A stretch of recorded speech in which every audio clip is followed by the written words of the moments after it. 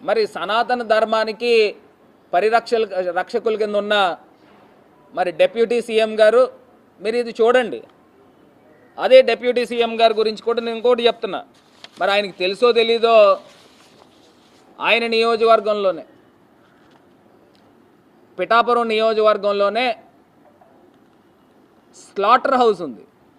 రోజుకి 200 నుంచి 300 ఆవుల్ని అక్రమంగా స్లాటర్ చేసే స్లాటర్ హౌస్ పిఠాపురం నియోజకవర్గంలోనే ఉంది.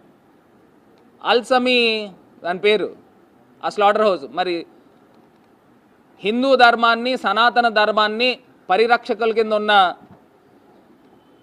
పవన్ కళ్యాణ్ గారు మీ నియోజకవర్గంలోనే రోజుకి 200 నుంచి 300 ఆవుల్ని అక్రమంగా తరలించి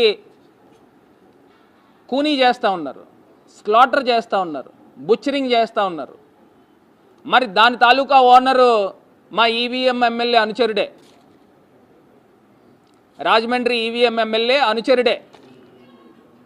మరి సాక్షాత్తు పిఠాపురం నియోజకవర్గంలోనే ఆ స్లాటర్ హౌస్ ఉంది. మరి మీరు ఏ రకమైన సనాతన ధర్మ రక్షకుడు అని నేను ప్రశ్నిస్తూ ఉన్నా.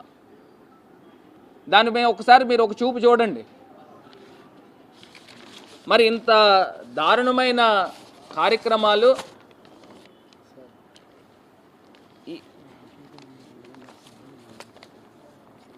ఈవీఎం ఎమ్మెల్యే గారి యొక్క పర్యవేక్షణలో జరుగుతూ ఉన్నాయి. సరే, ఇది పక్కన పెడితే ఇప్పుడు ఈ అంశాల గురించి మాట్లాడుతున్నాం కదా.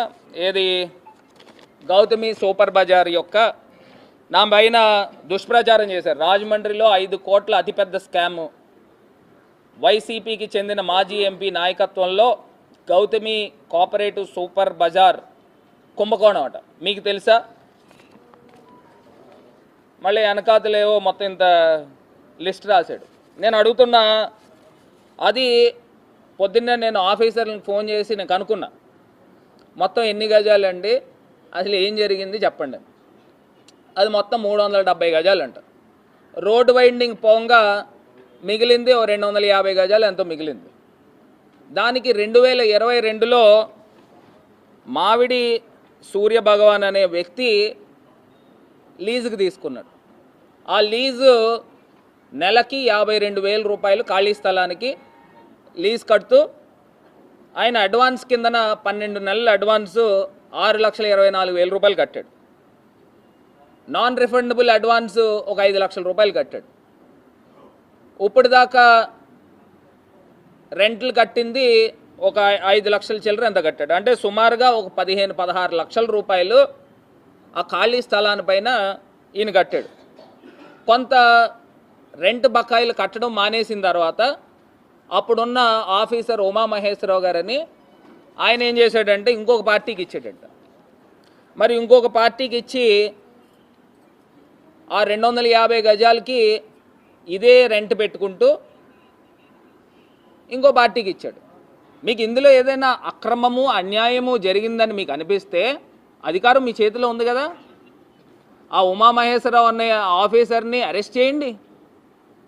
ఎవరొద్దన్నారు అని అడుగుతున్నా. అధికారం మీ చేతిలో ఉంది కదా. ఇది అన్యాయము అక్రమము అని మీకు అనిపిస్తే ఆ లీజ్ క్యాన్సిల్ చేయండి. దీని వెనకాల బాధ్యులు ఎవరైతే ఉన్నారో వాళ్ళందరినీ అరెస్ట్ చేయండి అని అడుగుతున్నా. అసలు ఈ లీజ్ అగ్రిమెంట్కి నాకు ఏం సంబంధం?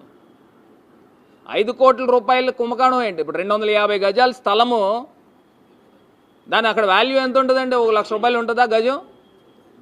ఓ 2.5 కోట్లు. పోనీ ఆ స్థలాన్ని అక్కడి నుంచి ఏమన్నా మాయం చేస్తారా?